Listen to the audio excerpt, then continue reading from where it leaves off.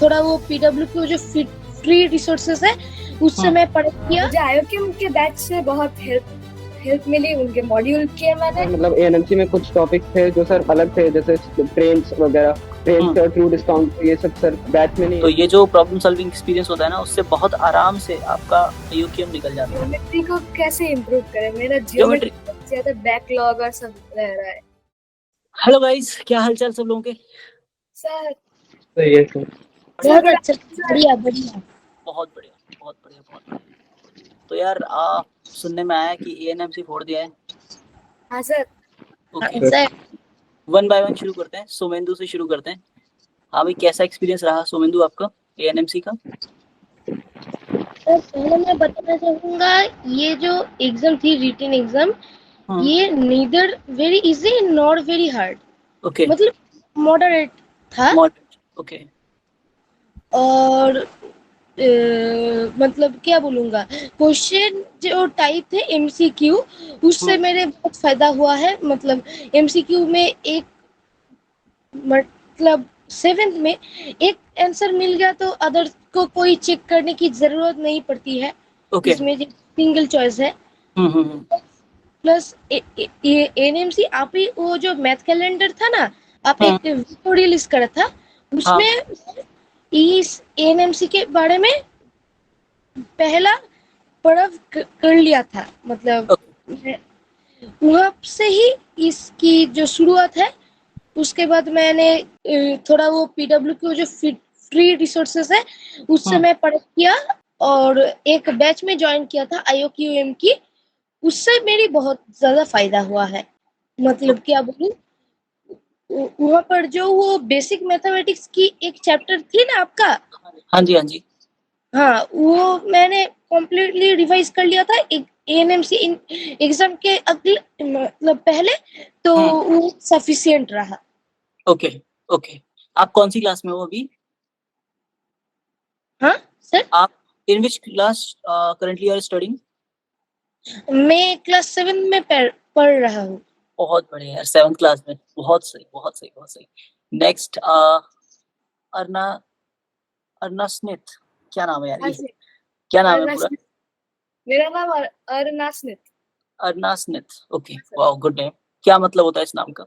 इसका मतलब जो समुद्र में रहता हो उसे उसे कहा जाता है। तो आप अभी आप कहाँ रहते हो? अभी तो मैं कोलकाता में रहता हूँ। अच्छा, समुद्र के आसपास ही हो मतलब। हाँ। बहुत बढ़िया। कौन सी क्लास में हो आप? सर मैं 8th में हूँ। ओके, और कैसा लगा, कैसा एक्सपीरियंस रहा एएनएमसी का? एएनएमसी में जो मैंने किया था, मैंने उनके स्टडी मटेरियल्स किए थे, और मैं एक विद्यापीठ का भी स्टूडेंट हूँ, और मैं आईओकेएम के लिए भी प्रिपेयर कर रहा हूँ। आपके लेक्चर्स भी देखता हूँ। अभी मैं सीक्वेंस एंड सीरीज जो चैप्टर है उसे रिवाइज कर रहा हूँ। और मुझे आईओकेएम के बैच से बहुत हेल्प मिली, उनके मॉड्यूल किए मैंने। और मैं कुछ क्लास 8, 9 के और 10th के एनसीईआरटी भी किए हैं। क्लास 9th के एनसीईआरटी में से ही ज्यादा क्वेश्चन थे मुझे लगा। क्लास 8 का एग्जाम था, पर फिर भी क्लास 9 के लेवल के क्वेश्चंस थे, जैसे कि rationalisation, linear equations in 2 variable, ये सब थे।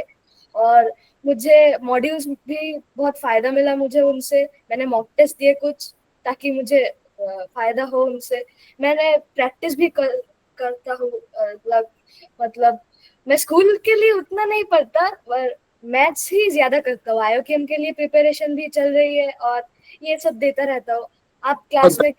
आपने क्लास में कहा था कि एएनएमसी और एएनएमटीसी जैसे एग्जाम्स को देने से फायदा होता है, तो दिया है। तो अब एएनएमटीसी के लिए भी प्रिपरेशन चल रही है। मैंने कुछ दिन पहले रजिस्टर कर दिया है, और मैं डीपीपी सारे कर रहा हूँ। बहुत बढ़िया, बहुत बढ़िया, बहुत बढ़िया, बहुत बढ़िया। तो कोलकाता से हैं आप, और आपने बहुत अच्छी प्रिपरेशन कर ली है अभी आईयूकेएम की। आपकी बातों से भी लग रहा है कि आईयूकेएम की आपने अच्छी प्रिपरेशन अभी कर ली है, राइट? बढ़िया यार। क्या है ना, चलते रहना है, ठीक है। एएनएमसी, एनएमटीसी, ये सब छोटे छोटे टारगेट्स हैं जो अगर अचीव होते जाएंगे तो आईयूकेएम, आरएमओ, इनमो, ये वाले टारगेट्स में थोड़ी थोड़ी हेल्प भी मिलती रहती है, थोड़ा थोड़ा मोटिवेशन भी मिलता रहता है। आत्मज से बात करते हैं। आत्मज प्रियदर्शन। Yes sir. बेटा कौन सी क्लास में हो आप? Sir class 10th। 10th में हो। और कैसा लगता है एएनएमसी क्लियर करने के बाद?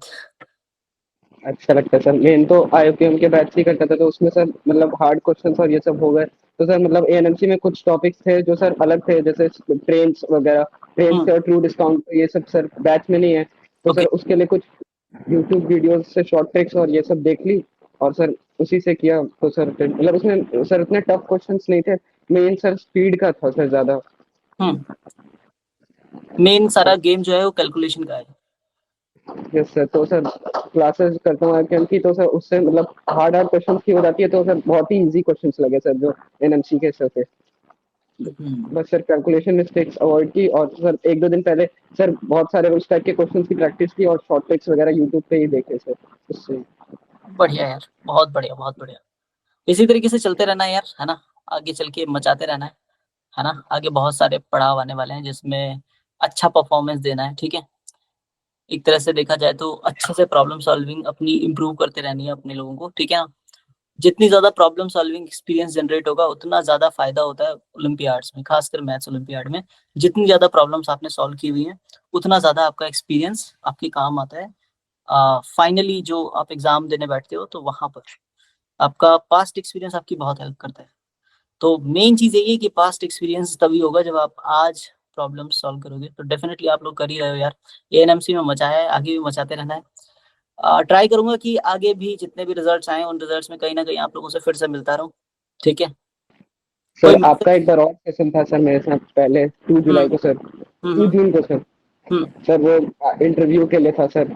ओके। तो सर उसमें सर उस समय मतलब तैयारी सही नहीं की थी आईक्यू की, क्योंकि सर मतलब पिछले मेन ये था सर, क्योंकि 10th है बोर्ड्स, तो सर थोड़ा मतलब पेरेंट्स का भी रहता है कि मतलब पूरे टाइम आई ओलंपियाड्स वगैरह का ना देखे, और बोर्ड्स भी है। इस वजह से तो सर मई में सर पूरा बोर्ड्स का ही पड़ा था, और सर आपने 2 जून को ही वो लिया था इंटरव्यू, तो इस हम्म। चक्कर में सर वो खराब भी चला गया था, और सर थोड़ा नर्वस भी हो गया था आपके मतलब आप थे सर, तो तो दोबारा इसलिए। इंटरव्यू लगवा दें।